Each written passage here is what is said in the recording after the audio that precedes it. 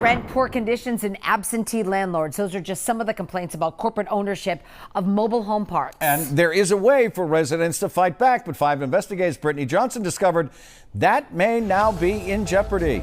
That's right. State law gives mobile home residents the right to keep corporate owners out. The trick is they have to buy the park themselves. But what's playing out in one Cape Cod mobile home park could make it much harder for that to happen. George Fregon does what he can to keep up his home, a trailer at the park at Pocasset. At one point, he was afraid of being evicted.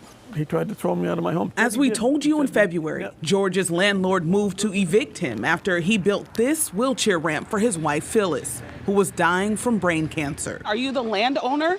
Excuse me, sir. Are you trying to evict a woman that's dying of cancer? After our story aired, George's landlord agreed to drop the eviction case. His wife died in April. I'm 76 years old, and I mean, where am I going to go? Now there's a new threat. Crown Communities, a company from Wyoming, wants to buy the park at Pocasset. George and other residents are worried their rent will go up and conditions will deteriorate. There's not enough affordable housing on the Cape for any of these people to go anywhere. They would rather buy the park themselves. You own it. You're not waiting for the hammer to fall for them to raise the rent every year. State law gives residents the right to buy their park if it's for sale. They have what's known as the right of first refusal, meaning they get first dibs to buy the park if they can match the price. In this case, $3.8 million. The residents got the financing, but Crown Communities is fighting them in court. They have the desire to get out from under a landlord and own and operate the community themselves as a cooperative. Attorney Thomas Ellsworth represents the residents at Pocasset. He's worried that if Crown Communities wins, it will set a new precedent. It will make it virtually impossible for manufactured housing community residents to exercise the right of first refusal. May it please the court, my name is Tom Ellsworth. He asked the state appeals court in April to overturn a lower court judge's decision in favor of Crown Communities.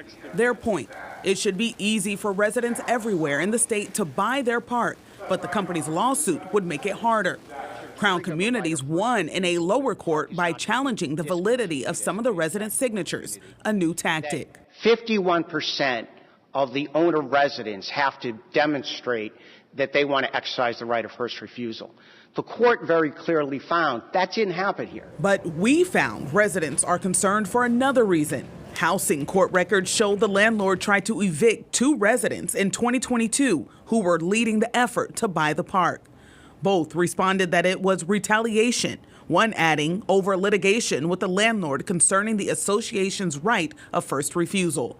It does seem like they're in a situation where their lives are being made much harder. Nora Goslin and Andy Danforth with the Cooperative Development Institute are working with the Pocasset residents and others trying to buy their mobile home parks. The cooperatives that we establish help residents buy their parks as a group. It's really just affordable housing.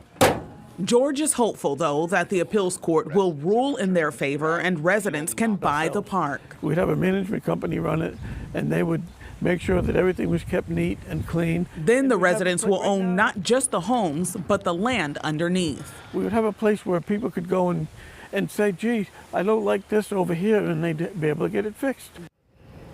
An attorney for George's landlord said claims of retaliation are, quote, entirely without merit and that eviction attempts had legitimate legal basis. And an attorney for Crown Corporation declined to comment on the court case, citing pending litigation. Now, the state appeals court decision could be out as soon as this month.